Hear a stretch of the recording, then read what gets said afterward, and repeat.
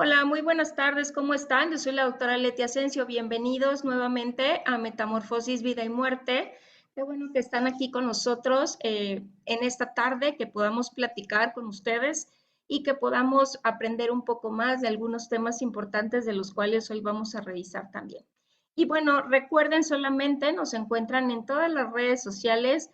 Estamos en Facebook como Leti Asensio o Metamorfosis, Vida y Muerte, también en Instagram como Asensio LE, en Twitter como Leti Asensio, en nuestro canal de YouTube de Metamorfosis, Vida y Muerte para que descarguen también nuestros videos y puedan ustedes compartirlos para que si alguien lo necesita puedan ustedes tener esta información a la mano. Y también recuerden que los podcasts ya están listos ahora en nuestra nueva plataforma de LL Digital, donde ustedes podrán meterse a la computadora poniendo www.lldigital y podrán ahí encontrar tanto los podcasts de los programas previos como los que a partir de este mes de junio ya están descargados. Y también recuerden que ya tenemos nuestro TikTok, por si ustedes quieren seguirnos, también pueden hacerlo, y donde vamos a estar subiendo pequeñas capsulitas de todos los temas que hemos revisado aquí en Metamorfosis.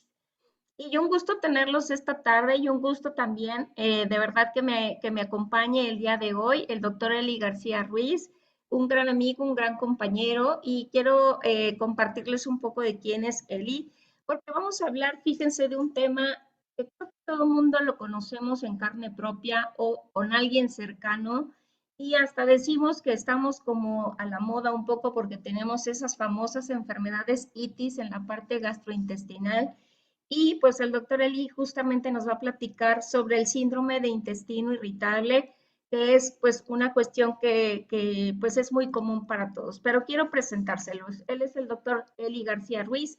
Él es gastroenterólogo, endoscopista, egresado de la Universidad Nacional Autónoma de México y actualmente desde hace 21 años trabajando como adscrito en el Hospital Juárez de México y Centro Médico del INDE. También es profesor de pregrado y posgrado en el área de la medicina y de verdad que es un gusto, doctor Eli, tenerlo aquí en el Muchas programa gracias. y sobre Gracias por la todo invitación. platicando de este interesante tema. Me gustaría que empezáramos a darle nombre al tema, el nombre correcto, porque de repente pues escuchamos muchos sinónimos o que nos diga si esto es igual entre el síndrome de intestino irritable, el síndrome del colon irritable, la colitis nerviosa. ¿De qué estamos hablando con esta enfermedad? ¿Es la misma? ¿No es la misma? ¿Solamente cambian un poco los términos o qué sucede con esto? Bienvenido a Metamorfosis primeramente. Muchísimas gracias por tomar la invitación. Es un verdadero gusto volvernos a encontrar, aunque sea a la distancia y por este medio, pero es un honor y un privilegio para mí tu invitación. Sí, mira, todo lo que acabas de mencionar efectivamente es muy cierto. En nuestro medio, en nuestro país, es muy común que alguna enfermedad, coloquialmente le llamamos de varias formas, ¿no? Bueno, el síndrome de intestino irritable, ¿sí? Que también, como tú dices, algunas personas lo llaman colon irritable, colitis nerviosa, intestino perezoso, en fin, hay muchas acepciones, podríamos llamarle, ¿no? Pero el síndrome de intestino irritable, siendo, digamos, estrictamente correcto ya desde el punto de vista académico, es un padecimiento funcional, benigno, en el cual se caracteriza sobre todo con alteraciones del hábito intestinal, dolor al evacuar, distensión, puede alternar con diarrea, con estreñimiento y tiene que presentarse por lo menos 2 o 3 veces por semana en los últimos 3 meses para considerarse como un síndrome irritable. Hay una clasificación de Roma que se va actualizando, donde hay algunas variaciones cada vez que se reúnen los expertos a nivel mundial en Roma, por eso ya se llama la clasificación de Roma, donde agregan o modifican algunos puntos para identificar bien los criterios para su diagnóstico. Pero lo importante que quede claro es que es una enfermedad benigna, porque pues obviamente toda manifestación, todo dolor crónico, pues obviamente siempre genera incertidumbre, bueno, porque no se me quita, y es lo que genera en particular, en esta enfermedad tan compleja, ¿sí?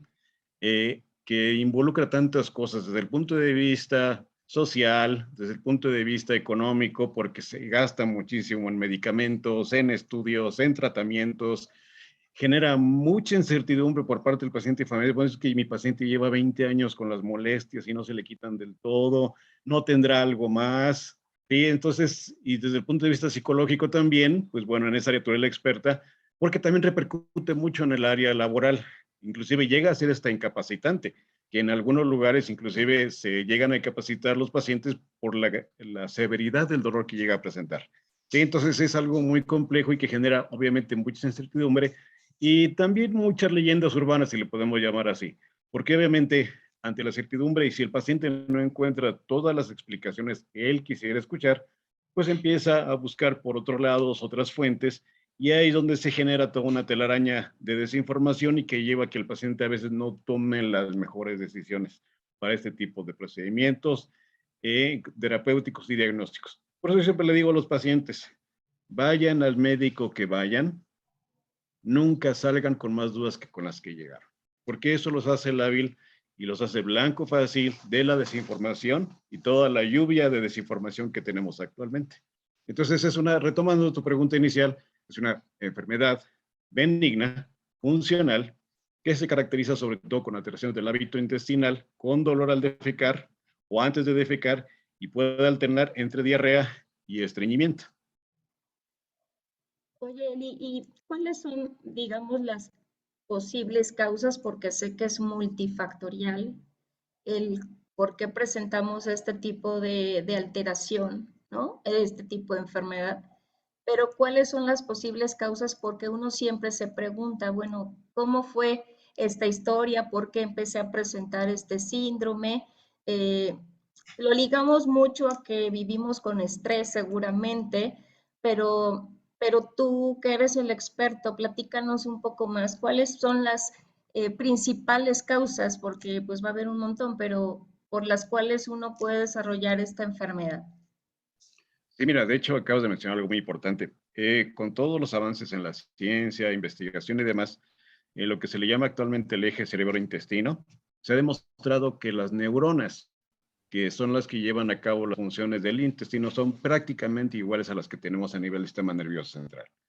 De ahí que sea tan sensible a los cambios del estrés y todo esto toda la cascada de mediadores químicos y neuromediadores. Por eso cuando estamos sometidos a mucho estrés, mucha ansiedad, depresión, etcétera, obviamente repercute en nuestro intestino y el intestino empieza a distenderse, provoca espasmos, puede provocar dolor, episodios de diarrea aguda, estreñimiento, precisamente por esa situación. De ahí que no andan del todo tan perdidos cuando coloquialmente se le llama colitis nerviosa. Porque obviamente mucha gente dice es que mi principal detonante es cuando yo estoy sometido a muchísimo estrés en el trabajo, en la casa, siento que me distiendo, me inflamo y tengo mucho dolor. Es cuando se empiezan a presentar las manifestaciones de esta enfermedad. También que tiene que ver mucho, pues la alimentación. Ese también, pues ese es el gran problema que tenemos en nuestro país, que nuestra alimentación, en la cual pues, se basa con muchos carbohidratos, muchas grasas y genéticamente padecemos algo que se llama intolerancia a la lactosa. Por eso es que en México, pues es todo una mina de oro, los productos lactosados, porque la lactosa, que es el azúcar natural de la leche, para mucha parte de la población no la puede digerir. Entonces eso es un factor detonante para que se distiendan, tengan dolor, meteorismo, muchos gases, diarrea, lo que acabamos de mencionar. La otra situación también, hay enfermedades como la misma diabetes, como problemas de hipotiroidismo y otras enfermedades que a su vez por el contexto en el cual pueden afectar el vaciamiento gástrico y la motilidad también pueden ser un factor que pueden repercutir en que si el paciente de por sí tiene ese tipo de alteraciones pueda tener aún mayor molestia. Entonces, efectivamente, ese es el enfoque de tratamiento de la enfermedad, ¿sí? Detectar cuál o cuáles son los factores detonantes, ¿sí? Para que el paciente de alguna manera los conozca, ¿sí? Aprenda de ellos y sobre todo empezar esa dinámica de empezar a cambiar esos pequeños detalles que están repercutiendo en su salud y dentro de lo posible evitar que sea prisionero, como le llamamos, de medicamento el resto de su vida. Porque, por ejemplo, hay pacientes que dicen, yo ya noté que, por ejemplo, ciertas grasas, ¿sí? De plano no las puedo digerir. Algo muy común es, por ejemplo, el aceite de coco que se utiliza mucho para las palomitas que se venden en los cines. ¿Sí? Por eso mucha gente dice es que salgo del cine, me comí mis palomitas y siento que voy a reventar. Entonces, poco a poco, yo en la particular siempre le digo a los pacientes, haga su lista negra de cuáles son los medicamentos, ¿sí? Medicamentos o alimentos que usted considera que le caen mal. Porque, por ejemplo, esa es otra situación, siempre hay que personalizar. Por ejemplo, no le podemos decir a un paciente, no coma todo esto, cuando, por ejemplo, de los vegetales de hoja verde, que son los más comunes, ¿por qué? Porque como tienen almidón y metilcelulosa, y no hay una buena digestión, se digieren parcialmente, producen mucha distensión. Ejemplo típico, el brócoli, las calabazas, los pepinos, la lechuga. Entonces, por ejemplo, yo a un paciente no le digo, no coma todo esto, más bien le digo, haga la prueba. De estos, usted cheque, porque hay pacientes que toleran otros perfectamente bien y otros apenas, por ejemplo, el brócoli y la calabaza, y sienten que van a reventar. Entonces, el paciente también tiene que empezar a conocer su organismo, su digestión, y saber qué tipo de elementos ya le cuesta más trabajo poder digerir.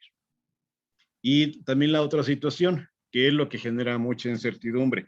En todo paciente que tiene dolor abdominal crónico, diarrea, estreñimiento, distensión, cólicos, pues obviamente cuando lo vemos de primera vez, tenemos que hacer todo un protocolo de estudio, hacer una adecuada historia clínica para saber si esas molestias que tiene, ¿sí?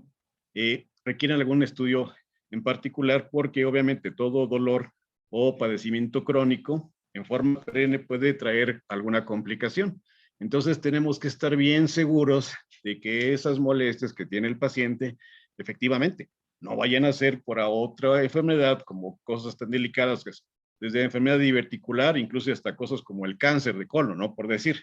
Por eso tenemos que estar muy bien seguros, ¿sí? Hacer un protocolo de estudio completo donde ahí viene la palabra clave, descartar.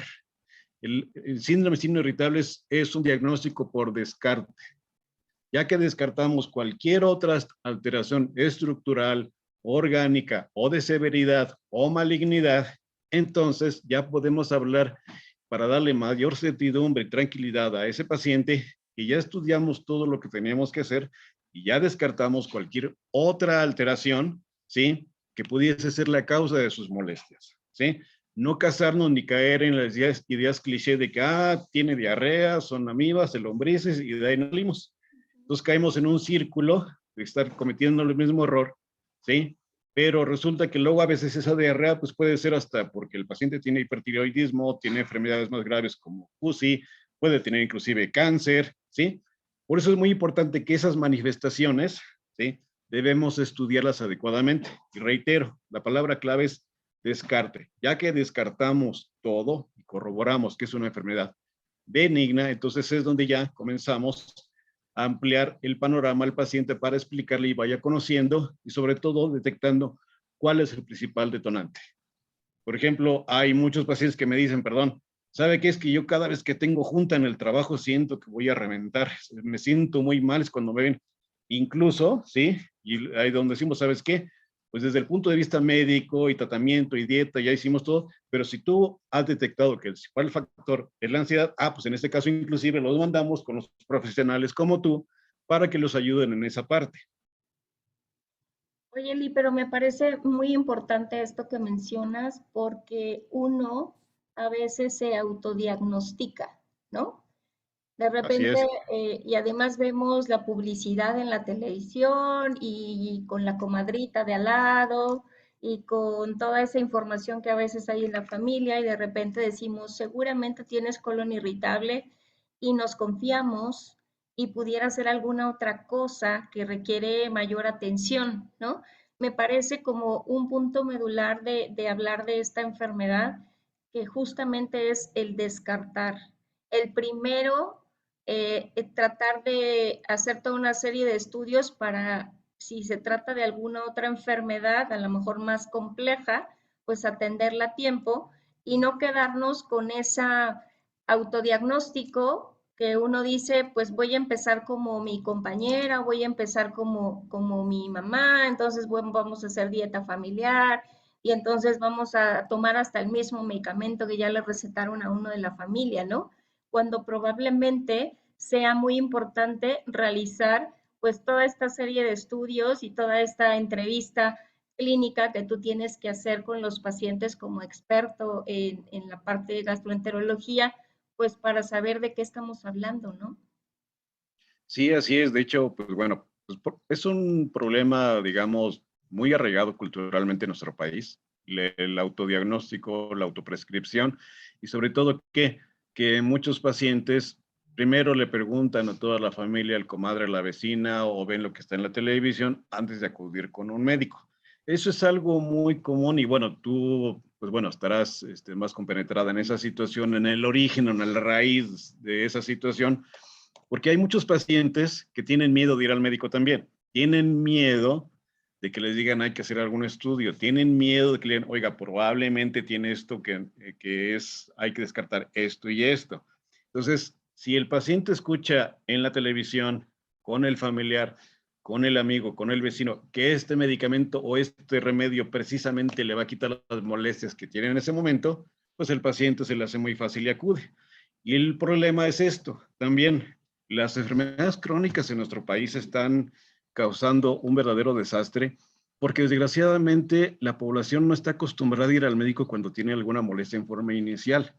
Entonces, muchas veces vuelven cotidiano o normalizan el vivir durante años con molestias. Entonces se malacostumbran a que hasta me dicen a los pacientes, no, oiga, ya traigo aquí en mi bolsa, mire, traigo este para el dolor, este para las agruras, este para la acidez, este para la gas, bla, bla, bla, bla, no, o sea, se automedican, pero no se dan cuenta que el punto medular es, oye, llevas años así, no te llama la atención de que sigues con las molestias y no se te han quitado. Entonces también es muy importante para nosotros la cronología. No es lo mismo que nos diga un paciente, llevo 2 semanas, a 2 meses, a 2 años o a 20 años con el malestar, ¿sí? Es lo que les decimos. Siempre hay que descartar, estar bien seguros de que no hay alguna enfermedad grave latente ahí que en cualquier momento sea una bomba de tiempo y se pueda detonar y se venga encastada una serie de complicaciones. Entonces, sí lo notamos mucho eso, pero no hay cultura de acudir al médico. Y no solo al médico, yo creo que la cultura de no acudir con la persona adecuada. O sea, ¿a qué me refiero? Se me descompuso el carro, compadre. Oye, ¿qué me recomienda? Oye, chécale las balatas y no sé qué, ¿no? En lugar de ir a la agencia o al mecánico. Somos así, es algo que a lo mejor tú has de estar más, obviamente más informado desde el punto de vista sociocultural y en ese sentido de por qué los mexicanos somos así, ¿no? Y parte de eso es que yo creo que es eso, que al mexicano o al paciente en general, está hablando le cuesta trabajo el tener que confrontar y enfrentar una situación. Entonces prefiero escuchar que mi comadre o el de la tele me diga que no es nada grave, que nada más es una colitis y que con esta medicina o con esto se me va a quitar y ya no tengo que ir al médico. Pero fíjate, Eli, qué interesante. Ahorita estaba recordando que esos comerciales, bueno, nosotros a veces en lugar de ver el comercial analizamos el comercial, ¿no? Pero Así es. es parte de la deformación psicológica. Y no siempre ponemos atención a los verdaderos mensajes que envían. Algunos de esos comerciales que hablan de este síndrome solamente dicen controlan algunos de los síntomas de la colitis, ¿no? Así Y es. no hablan de darle realmente un tratamiento y de saber de qué estamos hablando. Entonces, si pusiéramos realmente atención a los comerciales, veríamos eso que dicen por ahí las letras chiquitas y realmente el mensaje que dice el comercial, que no habla de curación, sino simplemente de control de algunas de las molestias causadas por la enfermedad del colon irritable, ¿no? Y creo que también es como importante que hablemos, ahorita que mencionabas que no siempre vamos con el especialista, a veces lo barato sale caro, como el ejemplo que ponías del coche, ¿no? Uno puede no saber ni siquiera de mecánica y como decimos, solo le escucha un ruido raro al coche, se patina, hace esto, pero yo no soy el especialista, no lo voy a llevar con el señor de la esquina que dice que es mecánico cuando ni siquiera sé si es mecánico o solamente dice que lo es, ¿no? Así es. Y lo llevo y a lo mejor le encontró otra cosa porque además eso siempre pasa, ¿no? El mecánico dice, no, es que además tiene esto y además tiene esto. Y a veces creo que ese es como el elemento que no nos permite ganar tiempo y atendernos adecuadamente. Entonces, qué importante saber también que tenemos que acudir con médicos especialistas como tú, no solamente en la parte de gastroenterología, sino también de endoscopía, que ahorita nos platicarás de qué se trata eso, pero qué importante saber que especialistas como tú tienen que hacer toda una serie de estudios, de trabajo, de análisis, de integración para hacer un diagnóstico realmente adecuado y dar el tratamiento adecuado para, si es posible, erradicar lo más posible la enfermedad y si no, darle el mayor control, como tú bien nos explicas, en una enfermedad crónica, ¿no? Pero no estar solamente como parchando ahí como la llanta, ¿no? Pues ya le puse un parche acá, ya le puse un parche acá, pero no todo lo que debíamos de hacer para incluso encontrar la causa que nos provoca esta enfermedad, este síndrome, y poder poner atención ahí y no solamente pues tomar los medicamentos y ya. Sí, de hecho, pues bueno, el médico general en sí debería estar capacitado, por lo menos para detectar cuando esa enfermedad, por ejemplo, de la diarrea que pueden llegar a tener el paciente, los cólicos, el estreñimiento, cuando ya hay datos de alarma de que algo no solo es algo benigno, sino que pudiese ser alguna enfermedad más que no se está diagnosticando. En ese caso, el médico general puede tener la capacidad de decir, ¿sabe qué? Lo voy a derivar con el especialista. Eso sería lo ideal, ¿sí? Pero incluso muchos pacientes no solo se saltan al médico general, sino se saltan al médico especialista. Y algo muy en boga desde hace muchos años, que es con lo que estamos padeciendo también, el cual idealizar o atribuirle cualidades curativas hasta mágicas a ciertos productos.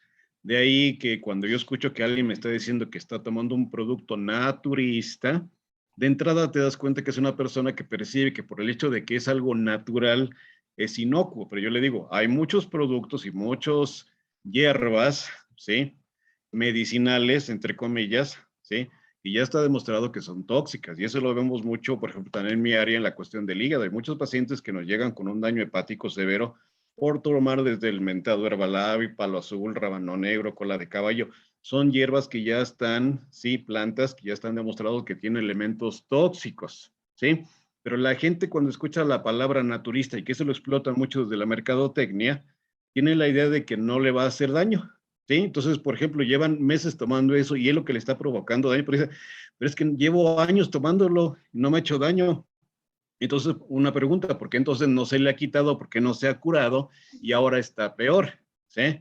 Pero es también yo creo parte mucho arraigado de lo que la medicina tradicional, en la cual pues desde la época de las tatarabuelas, ¿no? Tómate el tecito de esto, tómate aquello, ¿sí? Entonces eso está muy arraigado en nuestra cultura. Pero en la actualidad ya inclusive hay páginas a nivel mundial, inclusive aquí en México, de la Secretaría de Salud, donde viene una serie de listas de plantas, ¿sí? Aparentemente medicinales, pero que tienen efectos tóxicos a nivel hepático, a nivel renal, etcétera. Y muchas de esas plantas también pueden generar problemas a nivel digestivo. Entonces, sí, desgraciadamente hay, a veces nosotros los que estamos en el área de salud, en todos los ámbitos, en todas las especialidades, a veces tenemos que luchar contra la corriente, contra esas costumbres tan arraigadas que tenemos en nuestro país. Y si a la gente tú le dices que esto es natural, ya, de entrada, da por hecho que es una maravilla y que no le va a pasar absolutamente nada. Y sobre todo también hay otra cosa, la gente, los pacientes, y bueno, tú eres la experta en esto, pero uno después ya de tantos años uno empieza a conocer en otro ámbito, si los pacientes no escuchan lo que quieren escuchar, ese médico quien lo atendió no es bueno. ¿Qué quiere escuchar? Quiero algo que una pastillita que me cure todo de la noche a la mañana, sin necesidad de que yo deje el cigarro, la cerveza, las garnachas, los sopes, las carnitas, la grasa, el pan. Con esta pastillita se me va a quitar todo, ¿sí? Porque el otro médico con el que fui me dijo que como mucha grasa, que como mucho pan, que le baje el cigarro, que le baje el alcohol. No, pero acá me dijo que con esta pastillita ya. Entonces, eso es lo que busca también los pacientes. Desgraciadamente en México no tenemos disciplina para cuidarnos. Siempre estamos buscando soluciones mágicas que nos caiga del cielo. Entonces, otro de los grandes problemas con los que tenemos que lidiar y lo cual cuesta trabajo romper a veces esas barreras para que el paciente generar confianza con decirle, mire, a ver, no le llama la atención que lleva 20 años y me dice que ha bajado 20 kilos. Y me dice que ahorita ya le llamó la atención que está evacuando con sangre. ¿Sí? Eso no es una colitis nerviosa, ¿sí? Entonces, desgraciadamente, ya hasta que se presenta una situación de esta, es cuando muchas veces el paciente acude a un médico o al especialista, pero desgraciadamente algo que se pudo haber evitado hace años, prevenido, inclusive probablemente hasta curado, actualmente ya está complicado y las opciones terapéuticas y de tratamiento ya están muy limitadas. Por eso nos falta mucha cultura de prevención en nuestro país. ¿Sí? Por eso, pues bueno, también nuestros malos hábitos que tenemos, en los cuales somos prácticamente el país ya prácticamente número uno en obesidad. En obesidad infantil somos el número uno a nivel mundial. Y en adultos, país vamos atrás de Estados Unidos y otros países, precisamente por esos malos hábitos que tenemos. Entonces a la gente le cuesta mucho trabajo y en este caso del síndrome de intestino irritable, pues es básica la alimentación, ¿sí? Que tú le digas a un paciente que está acostumbrado que todos los días come garnachas, que toma todos los días o que fuma, ¿sí? Perdón, es mi gatita. Luna. Entonces, ¿qué es lo que sucede? Lo que pasa ahí, de que tú le digas, ¿sabe qué? Es que come mucha tortilla, come mucho pan, cosas de este tipo, ¿sí? Pues obviamente usted, la típico, oiga, entonces no voy a comer nada, porque para ellos, el que tú les digas unas recomendaciones, por eso yo no utilizo la palabra dieta. La palabra dieta, el paciente inmediatamente lo primero que imagina es que va a comer pura lechuga, alfalfa y agua. No, yo digo, yo no es dieta, no es de que se mate de hambre, sino es que aprenda a comer, ¿sí? Entonces, simplemente aprender a balancear la alimentación, los nutrientes, para que usted tenga una mejor calidad de vida y no tenga tantas molestias, porque muchas de esas molestias son porque usted come mucha grasa, come mucho pan, toma cerveza, etcétera, etcétera. Pero entonces, eso es lo que pasa con los pacientes. Si a mí me dicen en la tele, ¿sí? Que esto me va a quitar todo y sigo, no tengo que hacer ningún tipo de esfuerzo, sacrificio ni disciplina, perfecto, lo compro. Aunque no me esté ayudando en nada, pero llevo un año comprándolo. Pero también Eli recordaba que mucha gente, por ejemplo, además de no querer dejar su dieta, pensamos que la fibra también va a ser como la parte curativa o los laxantes que también anuncian, ¿no? Donde dicen, usted tómeselo por la noche y al otro día usted amanece perfectamente bien, sin molestias y que a veces la fibra, pues también pensamos que, bueno, ya me comí la garnacha, pero ahora me voy a comer mi cereal por la noche porque ya compenso y entonces ya no debería yo tener como estas molestias, ¿no? Cuando bien lo dijiste tú, y eso creo que es importante, eh, el abordaje debe ser como muy particular, muy individualizado, porque cada uno tenemos diferentes factores que pueden incidir para presentar la enfermedad y que es importante cuando ustedes hacen el interrogatorio que nosotros ahora sí que nos confesemos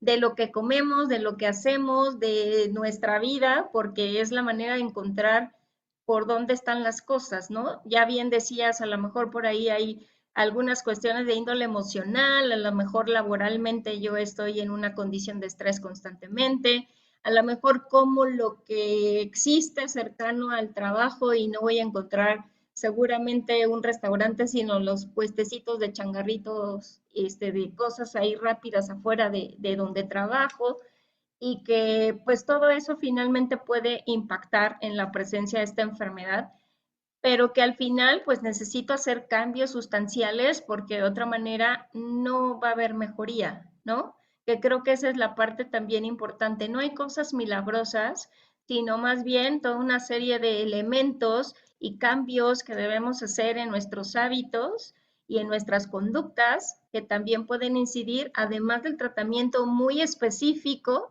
que creo que ustedes tienen que hacer, porque cada caso es distinto. Para a lo mejor alguien que se distiende más, alguien que tiene más problemas de reflujo, alguien que tiene probablemente mayor dolor que otra persona o tiene mayor estreñimiento que diarrea, no lo sé, es parte de conocer y particularizar los casos, ¿no? Sí, así es. Por eso es muy importante la primera vez que tenemos la oportunidad de platicar con el paciente, pues enfocado en ese sentido, pues ver todos los factores a los que está y, ver, y sobre todo ir detectando dónde está cometiendo los errores, ¿sí? Porque luego, por ejemplo, hay enfermedades como la enfermedad celíaca, ¿sí? que el paciente dice, pues sí, pero pues no todo me cae mal, pero cuando como, por ejemplo, un pastel, tomo cerveza, como pan, tortillas, galletas, me vienen unos cólicos, me vienen unas diarreas. Entonces es cuando también después de nosotros haber hecho varios estudios y el paciente a pesar de todo esto sigue con molestias o le hemos dado tratamientos y sigue con molestias, es donde tenemos nosotros que empezar a buscar, ¿sí? Que no haya alguna otra entidad más por ahí que esté oculta, ¿sí? Porque puede simular también muchos síntomas similares al síndrome irritable, sobre todo la diarrea, el dolor y todo esto. Por ejemplo, hay enfermedades que solo se detectan haciendo una colonoscopia y tomando biopsias, ¿sí? Y la biopsia nos dice, ¿sabes qué? El paciente tiene una colitis eosinofílica, linfocítica, microscópica, colagenosa, que ya requiere un tratamiento de otro tipo, incluyendo esteroides. Pero eso incluso uno cuando se mete a hacer un estudio, una colonoscopia, uno entra y dice, pues el colon se ve normal, no le veo pólipos, divertículos, bolas, tumores, pero en esos casos hay que tomar en cuenta los antecedentes del cuadro del paciente. Dice, ya llevo 10 años con diarrea y no se me quita. Y ya me han dado de todo, me han dado antibióticos, me han dado todo, probióticos, bla, bla, bla, bla. Uno entra a hacer la colonoscopia, ¿sí? Y no ve nada macroscópicamente, pues bueno, ¿qué es lo que tiene que hacer uno en la actualidad? ¿Qué hace uno? Empezar a tomar biopsias de todos los segmentos del colon, los enviamos al patólogo, porque muchas de estas enfermedades que cuestan a veces trabajo poder diagnosticar, solo el patólogo ya cuando nos da el resultado de la biopsia dice, ¿sabes qué? Tu paciente tiene una colitis eosinofílica y luego ya van saliendo, es que tengo alergia a tal alimento, a tal componente, si en mi familia nos hace daño esto. Entonces, siempre esos ya detalles más finos, hay que empezarlos a buscar cuando el paciente no mejora, ¿sí? Y ya se le ha hecho todo, inclusive le dimos tratamiento para amibas, lombrices, bla, bla, bla, cólicos antiespasmódicos, etcétera. Inclusive ya los mandamos a terapia, inclusive algunos están tomando medicamentos porque hasta se deprimen o están con ansiedad y no mejoran. Bueno, hay algo aquí que no checa. Y es como les digo a los médicos, a los residentes que dan información. O sea, no hay que casarnos con un diagnóstico, ¿sí? Si de repente, si no tenemos todas las piezas del rompecabezas, ¿sí? No podemos estar seguros de que tenemos ya el diagnóstico final. Si nos faltan algunas piezas, ojo, entonces hay que seguir buscando, ¿sí? Porque luego resulta que el paciente tiene otra cosa. Por ejemplo, pacientes que soy muy ansioso, muy nervioso y me están dando medicamentos para esto y me vienen las diarreas y uno lo ve la fase y de repente, oye, ¿y en tu familia hay problemas de tiroides? Sí, mi mamá y también una tía. Mandas a hacer un perfil, resulta que el paciente es hipertiroideo. Entonces la diarrea, la ansiedad, es porque tiene otro tipo de trastorno. Yo como les digo a los pacientes, la diarrea nada más es la punta del iceberg. Sí, hay cosas y padecimientos más comunes, más frecuentes, pero si esa diarrea persiste, ojo, hay que empezar a indagar e investigar en los siguientes puntos de la pirámide o del iceberg porque hay algo ahí que no checa. Por eso es muy importante, como decimos, hacer énfasis. Es una enfermedad por descarte. Descartamos toda otra enfermedad estructural, orgánica, ¿sí? Entonces ya podemos decirle al paciente su enfermedad. Y ahí viene la parte también, oiga, ¿qué es lo que quiere escuchar también el paciente? ¿Me voy a curar? No, no se va a curar. Esto es una enfermedad crónica, intermitente, ¿sí? Donde se puede manifestar con que usted, en su caso, puede ser que tenga más cólicos o más diarrea, más estreñimiento. Hay que tratar el síntoma predominante. Y la otra, de aprender a detectar cuál es el principal factor detonante de cuando tiene usted sus cuadros agudos. Y entonces el paciente ya empieza a conocer esto y dice, es que sabe que dejé de comer esto y ya ahorita ya me siento mejor. Entonces por eso le decimos a los pacientes, yo no utilizo la palabra dieta. Tiene que usted hacer su lista negra, por ejemplo, en la semana, qué comió, anote qué es lo que le hizo daño y nosotros ya vamos viendo realmente hacia dónde va el problema también. Pero es de mucha información y de mucho platicar con el paciente. Te ayudaría muchísimo, Eli, si todos tuviéramos como la costumbre de poder hacer este análisis de forma personal, ¿no? Tengo Así es. diarrea, tengo estreñimiento, bueno, voy a hacer mi análisis de la comida, de las situaciones que a lo mejor estuve viviendo, si sí tuve eventos importantes como no solamente estresantes, sino a lo mejor tuve una situación que me provocó mucha angustia o me provocó mucho miedo, ¿no? Que tuvimos que activar ahí algunas sustancias cerebrales para eso, pero también hay algo, Eli, que asusta mucho a la gente y a la gente no le gusta, que es hacer este tipo de estudios que ustedes hacen como las endoscopías y las colonoscopías, ¿no? En el colon irritable, tú me dirás si es necesario, por ejemplo, o uno de los estudios de los que tú mencionas pueden ser justamente relacionados con la colonoscopía o incluso la endoscopía y algunos otros que nos puedas mencionar para que la gente también vaya como desmitificando todo lo que representa este tipo de estudios, porque siempre lo ligamos a no, no me gusta, me van a sedar, cosas de ese tipo, pero si nos platicas un poquito más, seguramente aprenderemos también al respecto. Sí, claro, o sea, yo lo que le digo a los pacientes, no le tengan miedo a los estudios, ténganle miedo a que por no hacer un estudio, ¿sí? No detectemos un problema grave a tiempo, ¿sí?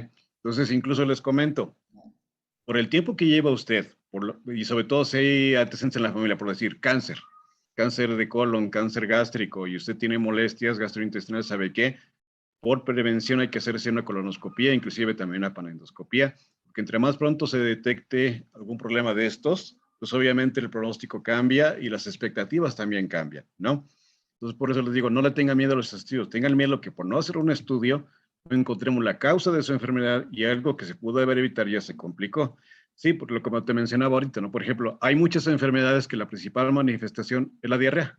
Y hay enfermedades graves como lo que es enfermedades autoinmunes que no se curan y que incluso pueden desencadenar cáncer, como las siglas que se llaman CUSI, que es colitis ulcerativa crónica inespecífica o enfermedad de Crohn, que se engloban en lo que se llama la enfermedad inflamatoria intestinal. Son enfermedades autoinmunes así, digamos, del tipo como artritis, lupus, de este tipo, en las cuales el organismo está generando anticuerpos, está generando que su propio organismo, el intestino en este caso, desencadena una respuesta inflamatoria y es como les digo, los pacientes se dan cuenta que su difusión en el intestino de otra persona, su sistema inmunológico no lo reconoce y el mismo sistema inmunológico lo está atacando, lo está inflamando, puede generar inflamación con diarrea, con moco y se puede ulcerar, es cuando vemos sangre, ¿sí?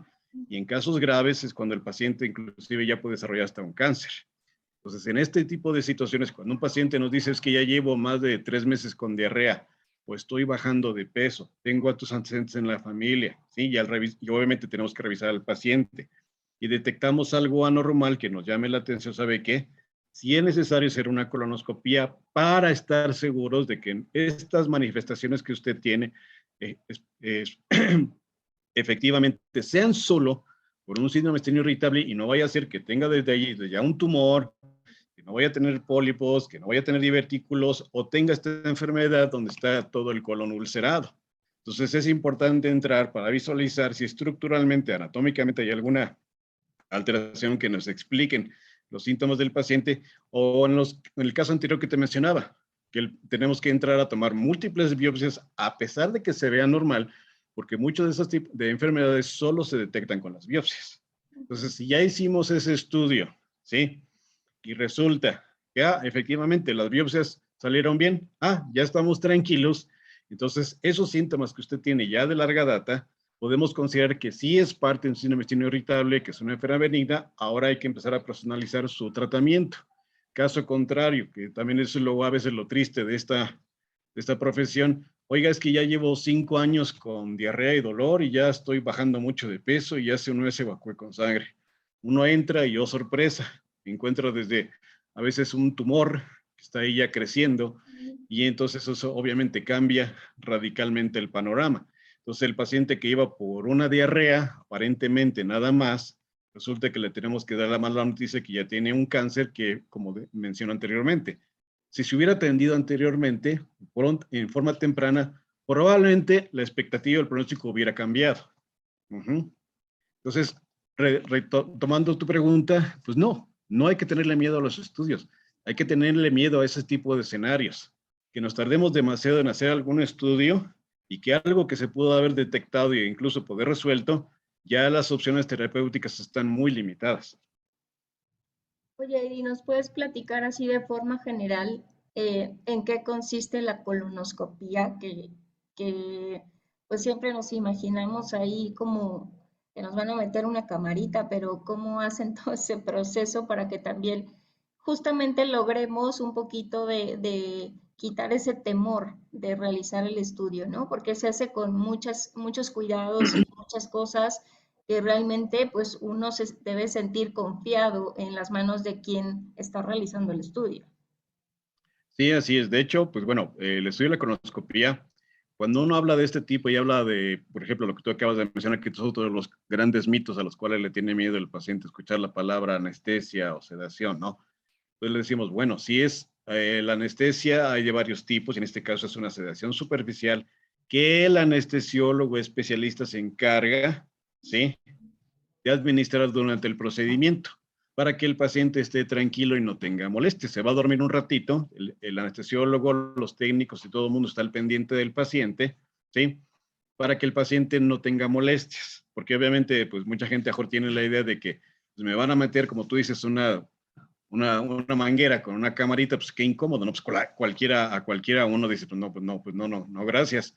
Pero efectivamente les explicamos que, pues bueno, inclusive yo en lo particular luego utilizo fotografías donde les explico o esquemas donde les digo, miren, esto es un colonoscopio, miren cuánto mide un 12 milímetros de diámetro, efectivamente tiene una cámara, esta la introducimos en el colon, pero obviamente para esto, número uno, pues el paciente previo al estudio se tiene que realizar una limpieza colónica. ¿Sí? Ya no son los enemas de antes que nos ponían antes a las abuelitas y demás, que era un verdadero martirio, ¿sí? De la Edad Media. No, ahora en la actualidad pues ya hay preparaciones que lo que hacen es que laxan al paciente y eso condiciona que el paciente esté evacuando muchas veces, ¿sí? Para que se limpie el intestino, para cuando en este caso al día siguiente yo entro con el colonoscopio a visualizar y revisar todo ese intestino, tengamos la mejor visibilidad posible y no haya algo que obstruya y que nos impida hacer un diagnóstico adecuado. Porque, por ejemplo, si hay restos de materia fecal y precisamente para mala suerte detrás de eso había alguna lesión, un tumor, algún divertículo, algún pólipo, lo vamos a pasar desapercibido, ¿sí? Entonces, por eso es muy importante que, número uno, la colonoscopía es para detectar y descartar en forma temprana y oportuna alguna lesión grave que van desde divertículos, colitis ulcerosa, pólipos, hasta cosas más graves como cáncer. Para eso, un día previo al estudio tiene que tomar una preparación que le limpie el intestino. Al día siguiente acude al centro de endoscopia donde se le va a hacer el estudio, ¿sí? Se le pasa a la sala, el anestesiólogo platica un ratito con el paciente para conocer un poquito más de sus datos, ver si es alérgico a algo, si tiene alguna enfermedad de cardiovascular, etcétera, etcétera, ¿sí? Y el anestesiólogo, tomando en cuenta su edad, su peso y todas las características, decide qué tipo de sedación superficial administrar al paciente. Él se encarga de tener al paciente tranquilo, dormidito, durante unos 45 minutos, a veces hasta una hora, dependiendo de la dificultad técnica o lo que encontremos en ese momento, ¿sí? Y nosotros, en este caso, a mí como endoscopista, me permite poder revisar con calma y cómo se debe, ¿sí? Todo el colon, incluso nos metemos hasta la primera porción del intestino delgado, que es el ileón terminal, que es incluso donde se encuentran muchas de las enfermedades que pueden provocar diarrea y donde también debemos de tomar biopsias, ¿sí? Una vez que salimos con el colonoscopio, el paciente a veces queda con un poquito de aire porque nosotros tenemos que insuflar, meter aire, les digo a los pacientes como los globos que metemos aire y es para que poder visualizar bien el intestino. Ya que revisamos, tomamos biopsia, vamos saliendo y vamos aspirando ese aire. Pero en ocasiones, aún así, todavía queda un poquito de aire y eso es normal. Lo decimos al paciente, si tiene un poquito de sensación de eliminar gases, elimínelo, es aire que nosotros introducimos en este momento. Ya que terminamos el procedimiento, el paciente se queda unos 10-15 minutos en recuperación, se le pasa el efecto de la sedación, mientras a uno le permite pues, hacer el reporte correspondiente del estudio. Y una vez que el paciente despierta, pasamos al familiar y junto con el paciente explicamos los hallazgos y comentamos qué es lo que se tiene que hacer. Si Y, encontramos algo grave, etcétera, etcétera, y todo esto. y lo importante, pues, es conocer esto porque, pues, de repente también decimos, ¿por qué siempre me piden que vaya con un familiar? Que son como cosas que luego no está de acuerdo la gente, pero creo que es importante saber por qué la razón de todo, ¿no? del por qué se tiene que hacer un preparado previo, tomarnos esos sobrecitos que hay que disolver para que entonces uno pueda tener estas evacuaciones, pero es con la finalidad de limpiar realmente el intestino, que quede prácticamente limpio, el que ya tengamos que recibir la anestesia, pero lo hace un especialista, no es algo que uno pueda realizar, sino un especialista en anestesia es el que tiene que realizar este procedimiento. Ustedes también como especialistas en endoscopía lo realizan, lo que tienen que ver, lo que es normal, lo que no es normal, hasta dónde deben llegar y después dar la información. Y Eli, tenemos ya un poco de tiempo encima, pero quisiera preguntarte en cuanto a los tratamientos de forma general, porque sé que esto se vuelve muy particular y que la gente empiece como a tomar conciencia de que es mejor atenderlo a tiempo que después andar con una polifarmacia ahí en todos lados, ¿no? Pero si nos explicas un poco con respecto a los tratamientos. Sí, mira, de entrada, pues como te comentaba, no hay que personalizar cada caso porque dependiendo de cada paciente hay algún síntoma o síntomas que predominan. Lo que más hay que tratar, sobre todo, es el dolor, la distensión y ya sea la diarrea o el estreñimiento. Uno de los más comunes en nuestro país es el estreñimiento. Ahora, tú hace rato mencionabas algo muy importante que también es importante hacer énfasis. La fibra, el tema de la fibra. La fibra, contrario a lo que pueda pensar mucha gente, no es un laxante. Los laxantes es otra cosa. ¿Cuál es el papel de la fibra? La fibra lo que permite es dar una mejor consistencia a la materia fecal para que nosotros no hagamos tanto esfuerzo para poder evacuar, ¿sí?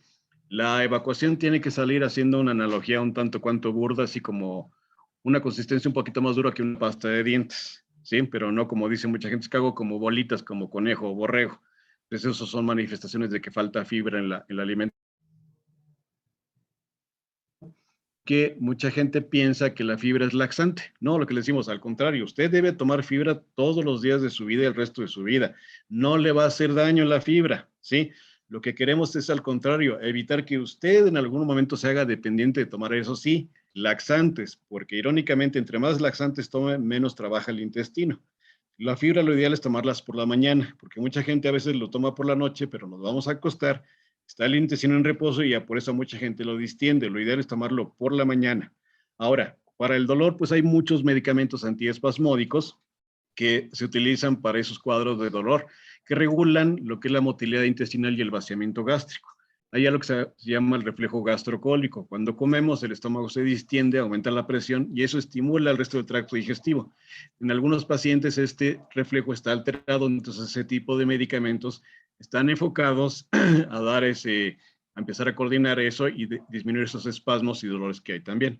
Y en cuanto a la diarrea, pues bueno, hay que ver si es que, por ejemplo, muchas veces, la mayoría de las ocasiones, están asociados porque el paciente no sabe que también inclusive es intolerante a la lactosa o alguna otra cosa más, o la cantidad de fibra que consumen no es la adecuada. Y la diarrea, hacer énfasis en que no precisamente diarrea es sinónimo de agente infeccioso, amibas y lombrices. Puede ser desde porque hay un error muy común también, que eso luego a veces con los colegas a ver pasa. Alguien tiene diarrea y desde la comadre, inclusive hasta algunos colegas, tómese un Gatorade. Y es lo que peor que pueden hacer, porque el Gatorade es muchísima azúcar y muchas veces el paciente sigue con diarrea porque se está, entre comillas, hidratando con el Gatorade, pero les digo, es como si usted estuviera tomando un laxante. El exceso de azúcar, todas las vidas con exceso de azúcar, jugos, néctar, licuados, etcétera, funcionan como laxantes por el exceso de azúcar que tienen.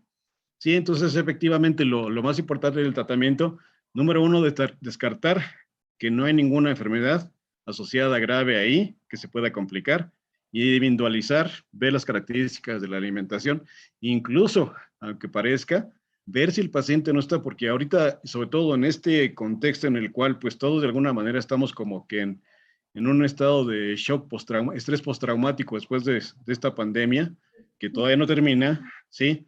Se han incrementado, y tú lo sabes, ¿sí? Los casos de ansiedad, de depresión, y a su vez eso ha disparado más los casos de síndrome de intestino irritable y como causal el estrés y la ansiedad. Entonces es multifactorial el diagnóstico y el tratamiento también. Y muchos pacientes, yo en lo personal, pues inclusive les digo, sabe que yo veo que yo no soy el experto, pero sí denoto veo que usted viene cargando mucha ansiedad y está con una depresión severa también, probablemente. Y ya los vamos canalizando. Entonces, en ese caso, pues bueno, el tratamiento es enfocarse cuál es el síntoma predominante, el dolor, la distensión, el estreñimiento o la diarrea. Y tener, creo que, Eli, también precaución y cuidado en toda esa alimentación que también anuncian en los medios, ¿no? Yo recordaba alguna vez que tú le comentabas a una paciente que decía que todos los días se tomaba sus millones de probióticos en el Yakult, ¿no? Porque así está el comercial. Yes. Y recuerdo que tú le decías que era, pues solo era agüita con azúcar lo que se estaba tomando. Y además me hizo recordar que ustedes también utilizan los probióticos, pero tienen diferentes presentaciones y diferente cantidad de billones de probióticos y nos recetan uno u otro dependiendo del síntoma que tenemos. Y entonces creo que también habrá que ser cuidadosos en la información que recibimos de los medios con respecto a estos productos que tú decías, ¿no? Que milagrosos de con esto ya usted está protegido para el colon irritable cuando en realidad pues no es así, ¿no? Sí, de hecho, los probióticos, qué bueno que lo mencionas, porque si hay una moda, desgraciadamente todo se maneja por modas, los probióticos son útiles y tienen sus indicaciones, pero muy precisas. Pacientes que están inmunosuprimidos, pacientes que están con quimioterapia y radioterapia, desnutridos, que han recibido antibióticos y que obviamente este tipo de probióticos sí es necesario para restaurar la flora intestinal y mejorar la digestión. Sí es, pero hay que saber indicarlos. No son como dulces o vitaminas de que yo he escuchado pacientes que llevan 6 meses tomándose todos los días probióticos, nomás porque lo vio en la televisión. Qué bueno que mencionas, eso es muy importante porque desgraciadamente se ha vuelto una moda. Son importantes, son necesarios, pero tienen sus indicaciones. Oye, Eli, pues ya casi llegamos al final del programa, pero no quisiera dejar la oportunidad de que tú nos pudieras compartir si la gente que nos está escuchando, el público de Metamorfosis en este momento quisiera contactarte, quisiera tener una consulta contigo como especialista en gastroenterología, ¿dónde y cómo te pueden localizar? Sí, claro, con mucho gusto. Mira, el teléfono del consultorio, allí en la Torre Médica de Alíndez, 55 52 65 29 20. Y también, con todo gusto, les dejo mi celular, que es el 55 27 60 19 34. Y con todo gusto estamos ahí para atenderlos. Eli, pues no me queda más que agradecer que nos hayas podido ilustrar con este tema de verdad necesario.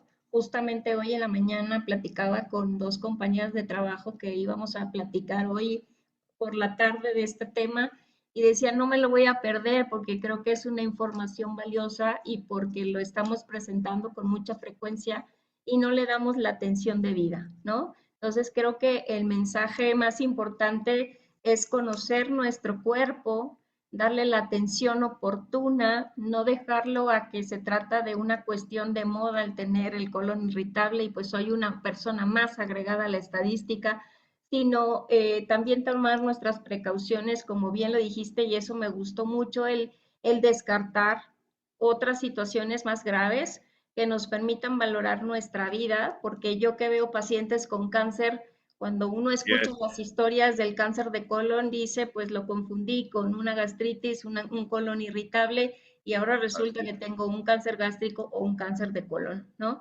Y creo que lo importante, pues, es darnos esta oportunidad.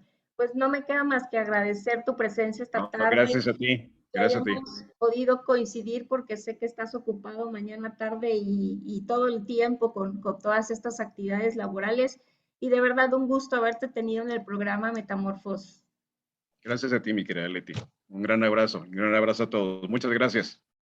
Pues este fue su programa Metamorfosis, Vida y Muerte. Recuerden, nosotros estaremos escuchándonos próximo jueves en punto de las 3 de la tarde y estaremos pendientes de sus mensajes a través de las redes sociales y nos estaremos escuchando próxima emisión y hasta la próxima.